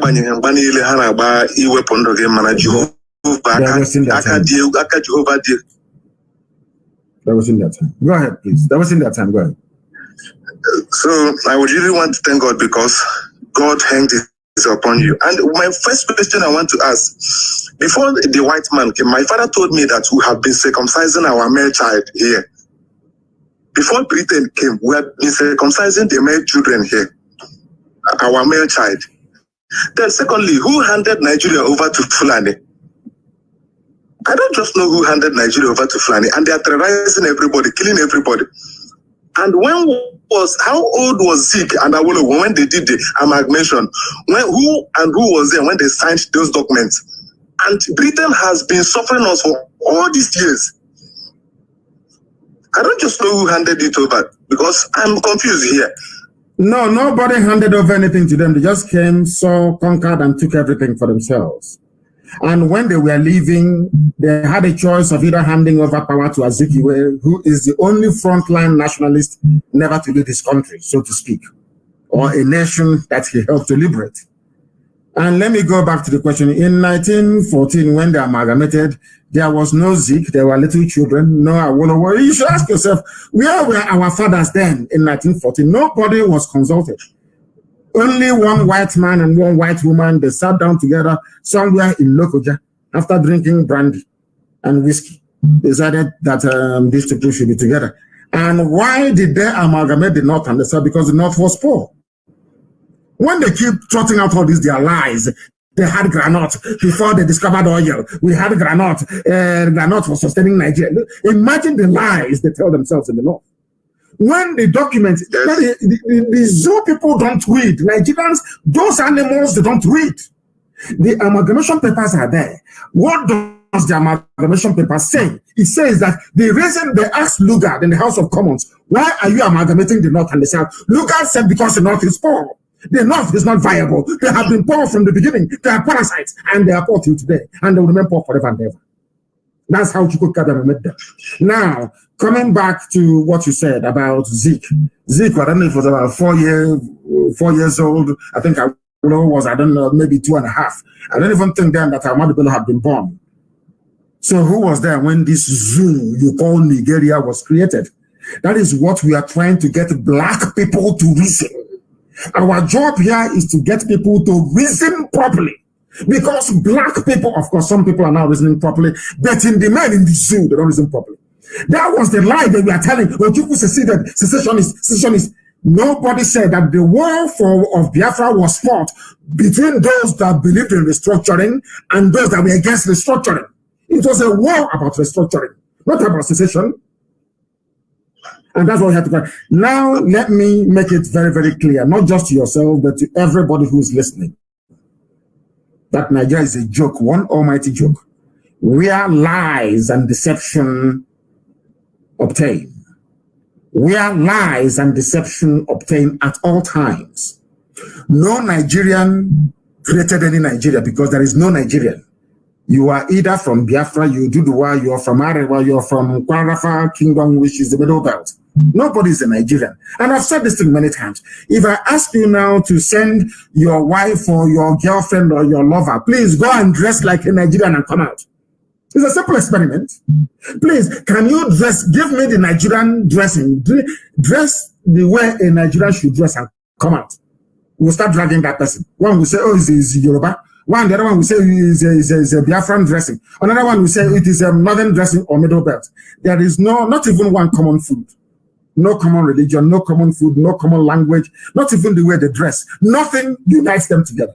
Yet some people are idiotically saying they're from Nigeria. And I feel sorry for them because they are black people. They are ignorant. They are very foolish. They cannot reason very well. Your grandfathers were there or your ancestors were there, and the white man and the white woman traveled all the way from England, came to Nigeria and said, from today, your name is Nigeria. And none of you are jumping up and down like monkeys saying, I'm a Nigerian, I'm a Nigerian. By any time you say you are a Nigerian, you are reinforcing your idiocy and your ignorance. That's all I can say. You are reinforcing your stupidity. That means that you are a stupid creature. I'm telling you the truth. That's why we preach this gospel of heaven. Another thing I want to say is very quickly. Hello, these security operative. These are all these janjaweed that are on the road collecting money extorting money from people, and they are secretly taking people from Aba here. Once they see anything IPOB on your phone or anything that's because me now, I have given 2 numbers. Listen to me, please. I have given 2 numbers. Anywhere you see anytime you see such a thing happening, I don't need to complain anymore. Just report the checkpoint or the police station they came from, and you hear the story afterwards. That is all. Anywhere you see them abducting our brothers. Listen to me. Listen again. Anywhere you observe them doing all these things, call one of the lines. Anybody they are using, give us the name of the person. That's all. That's all. And you hear the story afterwards. There will be no checkpoint in our land. Anywhere you see a checkpoint, you report it. Because I know Fulani, they are very, very stupid and stubborn. Very stupid and idiotic. Britain will say to them, nothing will happen because it's not your checkpoint. And they will keep burying their dead. That I can assure you. I can assure you of that. I'm saying it in the open. I'm not hiding it. They will, as long as they have checkpoints in our land, they will keep dying. Every day, they will die. Thank you very much for your call. Once again, when we are live on air, there's a number to call. That very number to call, I shall endeavor to give it to you. This is our line for this broadcast this morning. The number to call is +44 7761. I repeat, +44 7761 825346. That's the number to call this morning if you have any questions to ask. The other numbers I gave you is if there is any checkpoint where you are, if people are disturbing our people, just call that number and you would have done your job. Just call that very number, please. Our lines are open. If you wish to call us, then you are more than welcome to do so. If you are in the habit of calling before, please allow other first-time callers to be able to call as well, please. Allow other first-time callers to call. I am begging you, please allow them to call. Because if you have there are people who have been struggling for years to try and get hold of us. Sometimes if you call us and we cannot take your call, some of you may be very lucky. I shall endeavor to call you back. I have a caller on the line. This caller, can you hear me? Your name and where you are, please. Good morning, Mazi. Good morning to you. Please, your name and where you're calling from. My name is Ogwejo Fobidiko Koye. I'm calling from Sri Lanka. From Sri Lanka? I'm really grateful. Hold on. Yes, I'm calling from Sri Lanka. From Sri Lanka. Do we have a family in Sri Lanka? Is there IPOB family in Sri Lanka? Yes, we have an IPOB family in Sri Lanka. Wonderful. Please go ahead. Just to let the world know that we're everywhere. Please go ahead. So I'm really grateful to reach you this morning. So thank you very much for the wonderful work you are doing for the people of IPOB and the people of Biafra. Thank you. Go ahead. So Mazi, I only have one question. I only have one question to ask. My question is like this. We are waiting for your question. Money that is in the... Sorry, go ahead. What did you say? Yes, I said, what will happen to the Biafra money that is in the school account if Biafra is restored? We'll collect everything from them. We know they're holding our money. We will take everything the zoo has. We're going to take from them. Everything of ours they have at the moment, we are going to get from them. It is easier for us to get our stolen properties back from the zoo with an independent Biafra than for us to be living in the damnable zoological republic. Thank you very much for your call. Thank you. Somebody said the number again. Why don't you write it down? People are coming and asking for the number. Others should please try and post this number on those of you on Instagram. Somebody wrote on Instagram and said, I am on Instagram as a matter of fact. They say if you have to be on Instagram, you have to be posting pictures and slaying. So we are also trying to do, these things are too modern for me. We are trying to do that as well to get people on that very platform to be part of what we are doing. If you call, I will accept your call, of course. The caller on the line, can you hear me, please? Your name and where you are. The caller on the line, can you hear me for the last time? Good morning, sir. Good morning to you. Please raise your voice for me. Your name and where you're calling us from. Okay, my name is Nkiro Kanwanko, calling from Spain. Nkero Kawankwo from Spain. Please go ahead. We are listening. Okay, sir. My question is this. I want to know what will happen between the Idu people and the Yoruba. How are we going to rectify it? Because some of them are believing that the Oba of Benin is from Ile-Ife, is not a citizen. Yes. Then if Biafra comes, what would be the difference between how are we going to settle with the Yorubas on that issue?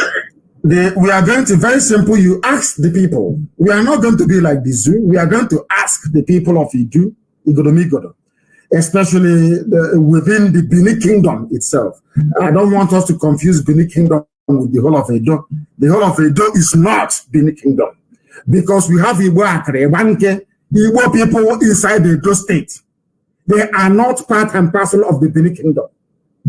Now we will ask those who are covered, should I say, under the jurisdiction of the ancient Benin Kingdom, what do you want?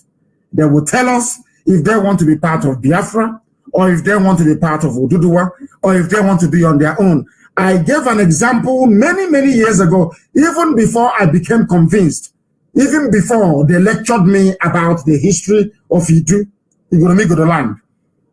I said it, that what my preference would be to give Benin monarchy the status of Monaco you have in France. France is a republic. Because that is why this person answer is very, very good, to enlighten and to educate. France is a republic, but inside that republic, you have Monaco. And Monaco is a principality. Not principality, the one the Pentecostalists pray about, the realm of Satan. No, not that principality, please. We have the very beautiful principality of Monaco, operating under a republican nation like France.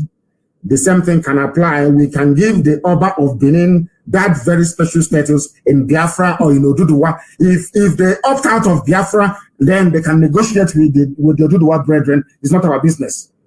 But if they want to be part of Biafra, then my personal preference will be to accord the throne of Benin Kingdom is one that I respect very much. They fought the British. Okay, I respect them, but the people will decide. Yeah, go ahead, please. Okay, why am I asking this question is that the real Igodomigo people are fighting back for their land, and the Oba of Benin have been selling their land out. So if those land can be retrieved back, or what will happen to them? Because the ancestral land are being taken by most of these traditional rulers and kings and the Obas. No, the rightful owners of the land, because sometimes in history they will ask you, how far back do you want to go? Let me go back to Britain as an example once again. Do you know the English people you hear about who are dominating UK politics? Do you know the English people? If I ask you now, where is England? You say England is in the United Kingdom. Is that not correct? Who is the ruler of UK? Is the Queen of England. The Crown of England is the one that rules Ireland, Northern Ireland, that rules Scotland, that rules Wales. That very House of Windsor. They will produce the head of state in perpetuity, or until the people say, no, we've had enough. We want to become a republic. Now listen to this. The English people are not original to the British Isles. The owners of Britain are the Welsh people and the Scottish people and the Irish people. They are the Celtic nations. They are the owners. English people only came with the invasion of the Normans.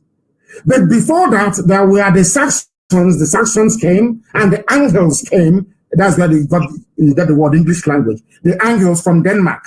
Understand this very, very well. That's why they call them the Anglo-Saxon people. The English people you see today are more related to Germans from Lower Saxony than they are related to Scottish people and to Welsh people. Allow me to repeat. So if you now say that if the original owners of the land of Britain, the Isles or the British Isles, which is the Scottish people, the Welsh people, were to say, this is our land, then what happens to the English people that are there today? How far back in history can you go? That is the problem we are going to have with Igodomigodo. And we must be very, very careful how we deal with it. How far back do you want to go? Do you want the crown in Benin City to now go back to Ile-Ife? Then what happens to the children and all the people, all the villages that have been formed over the years as a result of the presence of that very kingdom that you have in Benin City. English people are not original to the UK. They are original to Lower Saxony in Germany. They are original to Denmark, the Angles. In 1066, I think if I'm not mistaken, the king, a French king, conquered from Normandy. The Normans, they came, his name is William. William the Conqueror, he's called. He was the one that came at the Battle of Hastings.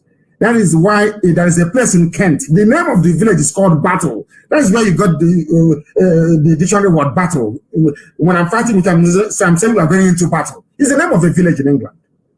Why was it adopted and put in the dictionary? Because that was where the Norman king from France, from Normandy, his name is William the Conqueror. He is not British. He's not English. He's French. He was the one that conquered the Celtic kings at the Battle of Hastings in Kent today. The name of the village is called Battle till tomorrow morning. That is where I got the word battle from. So the French came, the Normans came and defeated the Celtic kings that you had, or some would say the Saxon kings that you had, and imposed the French rule. And that was the rise of the modern British monarchy you see today, that metamorphosed into the House of Windsor from that very throne. If you go to the House of, or should I say, to the Parliament in the UK, you will see it. The throne or the chair that the Norman king sat when they ruled England. That was how this whole thing came about. And subsequently, they conquered Wales. They fought many wars with Scotland. Now they went into a union. And then that's very alliance, because even in the royal house you have in England, they have Scottish people who were married there. At a point, also, Scottish people were the kings also of England. So they are mixed. If you ask them to go, who goes to where? That is the problem we have in economic land. But in time, we are going to solve it because the people will decide. Thank you very much for your call. Very, very intelligent call. And I love that call this very morning. We have about 15 more minutes to stay live on the air, please. If you are used to calling, allow other people to make their own contribution. Allow other people to call. Somebody said I should give them the number again. We do not select those that call us. Let me take this very call. It's going to be very interesting. The caller on the line, can you hear me? I think I was trying to call.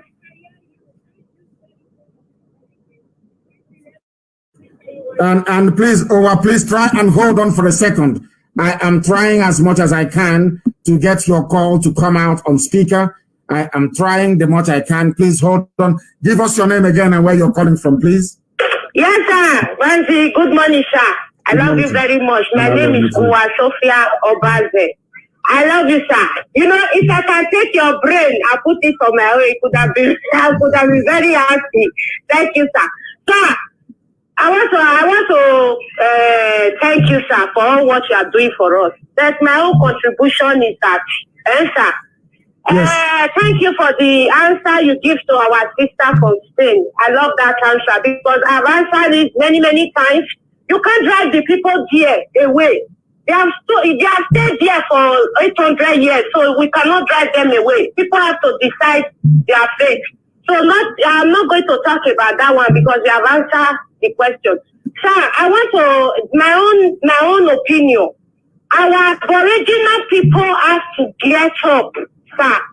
You understand? Yes. IPOB, we are just on our own. You see what happened in NSAS? You know, when a citizen of the land is fighting the government, all of them will be confused. Sir, I know I have my own platform, but many people hear my voice here. It go all over the world. So I'm pleading with our Aboriginal people, our soldiers now. We have to fight. We have to get up and fight. Because in the north, yesterday, I saw one thing on Facebook where we are tying our people's hands. Those people in the middle bed, they will tie their hand back. The army and the police, they will be using teeth to cut their legs and cut their hands, using cutlass to cut their legs. So my people in the land, what to do to our middle bed, Biafra, please, let's do this thing right now. I know that you people tried during the NSAS protest, but our government, the useless Zoo Republic, they oppress you with their gun and bullets.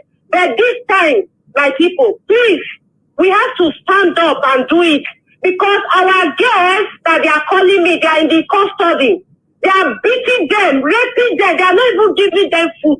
Please, my people of Biafra, people of Arewa, people of Oduduwa, please, let's do it. We know that war is not beautiful, but they are still going to kill our people anyway. Please, that is my own opinion. Please, the Aboriginal people, we have to get up and fight. When we are fighting, then Eastern security will not support us. And Mazi, please, I know I am your daughter. Please, when we get up next time, I know you like to praise us so that we do more. But don't talk. Don't just talk. Let our people deal with the Zoo government, because we have been suffering for a long time. Let us get this freedom once and for all. Because immediately they hear your voice, they'll say, hey, you understand? So let our people deal with the Zoo government. Don't leave them, because this revolution we are going to fight, there will be no leader. Because I see some people that they call themselves celebrities, they will want to come and be our youth leader. So the government will not call them back. They will go and settle them. They will collect their share and they will come and be confusing our youth. So we don't need that. The revolution is everybody speak for yourself. It will be very sweet, my people. Please, let's stand up because of the people that they are beating, they are killing, they are in custody. Let's stand up once and for all. Please, my Igodomigodo brother, you people are very radical. My Igbo brother, please, my Joe, please, let us leave that for now. Let us everybody be free for once. I see that many of you like leader. I want to be a leader. I want to be a leader. Let me lead down. Don't kill all of you now. Thank you, Mazi. That is my contribution. God bless you, sir, for this opportunity. Please, let us do it once and for all. Thank you, Baba. Thank you, sir. Thank you very much, dear sister. She was amongst those that tutored me on the need for Igodomigodo to be part and parcel of Biafra. And I accepted that very gospel that she preached to me. And now I have seen reason and sense in what most of them have been talking about, almost all of them, who are at the forefront of this very effort that we are making. Sadly, I wish to announce the passing of our dear sister Chioma Emesaronia from the UK family, Forest Gate, London, Southeast Zone of the IPOB family. I know I suspended the IPOB family in the UK for a reason. And because I have received this announcement, I must make it. She passed on and we need to take her body back home.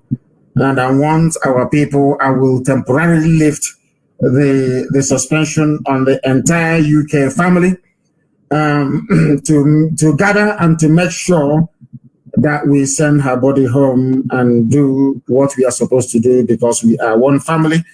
We don't get buried abroad. We send our people back home, and I want her body to be sent home. Chioma and Misaronia, IPOB family, especially those of you in London, will get together to make sure that we'll move her body home. I also have another announcement to make. Lance Corporal Gabriel Uzoma Morocco is going to be our new, some people call it Forest Gate. It's not Forest Gate, it's the entire Southeast Zone, is now going to be our new coordinator in the UK for Forest Gate, for London.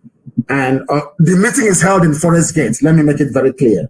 But he's now going to be our coordinator for London and the Southeast. Gabriel Uzoma Morocco, he's our veteran. He fought in the war. He is now the new coordinator for that area. And he replaces Ozuoka, whom I am moving to a special office under me. He'll be working directly under me. He is the replacement for Ozuoka. And Ozuoka, if you're listening, please give Gabriel Uzoma Morocco, he's our veteran. Lance Corporal Gabriel Uzoma Morocco, he is now the new coordinator for London and regional coordinator for Southeast. give him all the support and help that he needs. And I will announce the portfolio of Ozuoka in the coming days and weeks. From today onwards, Gabriel Ozoma Morako is now the new coordinator of that. Because of the death of this, our sister, the passing of her Chioma Miseronye, I'm making all these changes to take effect immediately and to make sure that we organize to send her body home. Very, very important, please. And I want to thank Ozuoka for the job, wonderful, excellent job that he has done for IPOB in that capacity. He is now moving on to greater and bigger things for us. Very, very critical that we all understand it. And I'm waiting. We also have, I have a new coordinator for the UK because Dr. Justice Okachi is now the head of our medical corps. He's a medical doctor. And he is the head of medical corps of IPOB all over the world. Not just the previously the UK national coordinator, but now the head of our medical corps all over the world. Dr. Okachi is now the head of our medical corps. And in due course, also, I will announce the UK coordinator. I had a meeting with her yesterday, our new UK coordinator and her lovely husband. And she's going to do a lot of work for us in the UK. I will announce her name in due course. But for now, the new coordinator for London and Southeast is our veteran, Gabriel Ozoma Morako. Thank you very much. I will do everything we can to send the body of our sister home. Very important for burial. The caller on the line, can you hear me? This is Radio Biafra. Yes, I can hear you very clear. Mazi Nnamdi Kanu. Thank you very much. Thank you very much. Thank you. Please, I just want to just drop this because it has been a long time I never get you. My name is Mazi Nnamdi Kanu. We come in an name. Italy comes to Venezuela away. Because he has slave trade maybe in Anapani. Then I hear no missionary and colonization maybe in Anapani. Only Wundibani is killing our people now. Take it out. We are to know Munanine. I will translate for people who don't understand. Go ahead. Yes, please. We want our people to tell our people to go back and ask what is happening at home in our kindred. And each family have their own cross to carry now. Many people don't know what is happening, but this is our platform. I'm happy for your work, for what you are doing. We have been doing it since we follow. I started following you since 2012 to 2013. You know, and you went to prison. We started doing it. Yes, Obindiche stand for you. Obindiche stand for you. The one Oboyi is leading. You understand me? Yes. They have gone far. As you are today, Obindiche know who you are, and they stand for you. Nothing will happen to you. Anybody that talk against you is feeling the pains immediately. Thank you very much, Mazi Nnamdi. Thank you very much, my dear brother. The way he spoke when he started was so sweet. I didn't want to cut him out because, like English language, you know, you need to learn and study your language for you to grasp it very well. There are vocabularies, there are words that are not used on everyday basis. Unfortunately, when colonial masters came, we stopped developing our indigenous languages. We stopped adding new words to it and only decided to learn. I'm not saying English is a very beautiful, very fantastic language. I love it very much. After all, the greatest country in the world, USA, is using English language. So there's nothing wrong with it. But we also need to develop our own. What it's saying in essence is that the effect of colonialism and the influence of Europe has been very, very damaging to our psyche and our way of life. There's something called Omona, which is a collection of the kindred. If you don't belong to Omona, you are nobody. In fact, in those days, when you're removed from Omona, you go and die. It is everywhere across the entire Biafra land. From Lower Bis in Igede is in Idoma. Everywhere. That is how you know. But in Janjaweed, they don't have it. People ask me all the time, oh, where is Biafra boundary? How do we start? Where do we go? Who are we? And I said, do you have Omona? Omona is a collection of the kindred. You must belong to it. If you don't belong, you are nobody. Janjaweed, they don't have it, but we do. That is why we are special, and we are Biafrans. The caller on the line, can you hear me, please? Your name and where you are, if you may. The caller on the line. Hello. Can you hear me, please? Yes, your name and where you are. Hello. Good afternoon, sir. Good morning to you from here. Please go ahead. We're listening. Yeah. My name is Edom Aguchiribem. I'm calling from the Republic of Seychelles. Please go ahead. Mazi, I quickly have 3 questions for you, sir. Go ahead. One is, yes. My first question is, considering I was made to understand that the miracle that happened to our people when they were living from Israel, down from Egypt down to the Promised Land, also happened to the progenitors of our ancestors when they got to the Omambra River. Is that true? Or you say that's my first question? That is true, because Omambra River, if you on low tide, you will see stones on the floor on the bed of the river. Where they marched and crossed, the same thing happened. If you go to Omambra on low tide, that is why our tourism will be the best in the whole world when Biafra comes. We'll go and show you where our progenitors, the last wave of the migration that came from the Afar region of Ethiopia, marching through the East Central Africa, marching through the Congo, Gabon, Cameroon, that came into our land. We will show you where they crossed and settled at Umweg and Aglade. Thank you, Machineke. Yes, thank you. Then my second question is, considering our genetic Hebraic heritage, why was it that the synagogue was not scattered across Biafra land the way churches are today? That's my second question before I go to the last one, sir. Because in our land, we are made up of 3 people, 3 migration, 3 groups make up Biafra land. The first, you have the original people in the land. I will give you the same biblical analogy. When the Israelites were moving into Jericho, for instance, and the wall of Jericho fell, there were some people from Jericho that survived that very onslaught. They survived it. Okay. There are some people who were still indigenous to the land of Canaan before it was taken over by children of light, by Israelites. They remain there. In our case, it is not different. We have the ancient people, the old people, they were still there. The first wave came from Egypt. They came through Sudan, through Yoruba land, and they settled in our land, through Goromigoro, and they settled. Second wave.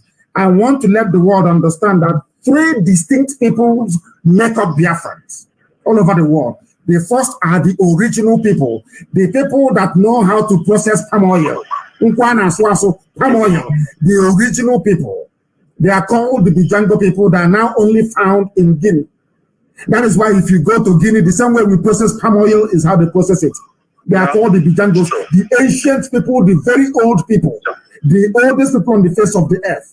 That was why when the second wave came, they brought Igbo language with it. That is why there are similarities between Igbo and Yoruba language. They came through Sudan. They came through Yoruba land. As the migration was taking place, as the Israelites were leaving to go back to the land that God promised them, some people came eastwards rather than westwards. They came down. And they came through Sudan, through Yoruba land, and they settled in our land. When they came to our land, listen very, very carefully, please. When they came to our land, they discovered that there were people there before them. They were the people that said that these are ancient people and called them Ndibo, old people, ancient people. And when they settled, in the same Anambra, because everybody comes from Anambra State. Anambra is number 1, the first son, the number 1 child. Anywhere you come from, you're from Anambra, number 1. When they settled, they were the ones that gave the name Agolo Zibo, which means this is the town in Agolo. Through this road in Agolo, will you now go to the settlement where the Igbo people are living, the ancient people? That is why you have the name Agolo, Uzo Igbo. Through this road, you go to Igbo settlements. Somebody gave them that name, not a white man. The second wave of Igbo people, or should I say Biafrans, that came from Egypt. Now you have the final wave that came before, when Samaria was conquered. The Assyrians came and collapsed the northern Samaria. They now migrated. The house of Ephraim. The Ephraimites, the house of Ephraim, that came from a place called Harish in Israel. The house of Ephraim, their soil in Israel is red as you have the soil in our land. Those People that know Israel very well. Now listen very carefully. Now, when this wave came, as a result of the collapse of the northern kingdoms by the Assyrians, they started their migration. They never came straight. They first of all went to the Cushite land. They went to Abyssinia, present-day Ethiopia. They stayed. That is where our name came from. They stayed in the Afar region. As I finished this morning, I give you biblical citation to tell you that God is with us. As they came, they settled in the land of Ethiopia, in the Afar region of Ethiopia. That is why if you go to the monasteries of Ethiopia and go to our ancient monasteries this morning, as I'm talking to you, if you go to Umwe and Aguleri and look at the women, the way they dress, and you go to Ethiopia, they dress the same way. Till this morning, this very morning as I'm preaching to you. This final wave came from the Holy Land, went to the Afar region of Ethiopia and sojourned. That's where we got our name from. Afar, Biafra, I'm coming to that. And they started the migration. From there, they passed through everywhere in the east. They passed through the likes of Rwanda, they passed through Congo, they passed through Gabon, they passed through Cameroon. That is why if you continue to check the ancient map of Biafra, you will see that at some point they were part of Ethiopia. At some point they were part of Congo. At some point they were part of Cameroon. At some point until they ended up in Onitsha, the same Anambra. Now, what happened was this: as they were coming, the blessing of the Almighty Elohim was with them, and they kept coming. They kept coming until they got to Amambala. They crossed Amambala River, and Elohim said to Eri, "Here you are going to build me a temple. If you go there, it is there till tomorrow morning." When the pilgrims landed, they built a temple. Then, after a while, the priestly clan was out of Chukwu. The same way you have the house of Levites. People must understand, the same way you have the house of Levites in Israel, is the same way you have Arochukwu in Biafra. They are the priestly clan. The job of an Arochukwu person is to worship God, nothing else. That was why in Arochukwu, you have a place called the Ihechiowa, which is the land upon which the light of God rests. That's the meaning of the word, Ihechiowa, where the light of God descended from heaven upon this very earth. And that is why only Arochukwu descendants or the descendants of this priestly clan only answer Umuchukwu. That is why you have people named the children of God, where we come from. They came from this last wave. Now, in the book of Zephaniah chapter 10, everything I tell you, I back it up with the scriptures. In the book of Zephaniah chapter 10, I think chapter 10 verse 3, or is it chapter 3 verse 10? I think it's 10:3 or 3:10, one of those. I will check it now. In the book of Zephaniah, God Almighty in heaven, Chukwukikabiyama, made it clear that his children are beyond the rivers of Ethiopia. And from there, they will bring me presents. My daughters, as we left the Afar region and continued our migration, Elohim said in the book of Zephaniah, my daughters from across the rivers of Ethiopia, the rivers of Abyssinia, one day you will come to Jerusalem to bring me a gift. It's in the Bible. So that is who we are. Three people in one. The perfect Holy Trinity, if I may say that. Please go ahead. Okay, thank you, sir. Then my last question is, where is the Ark of God domiciled? Is it in the blessed and holy land of Biafra? Or in the land of the Prince of God, which is Israel, or with the kleptonomians as they used to, as we know them with?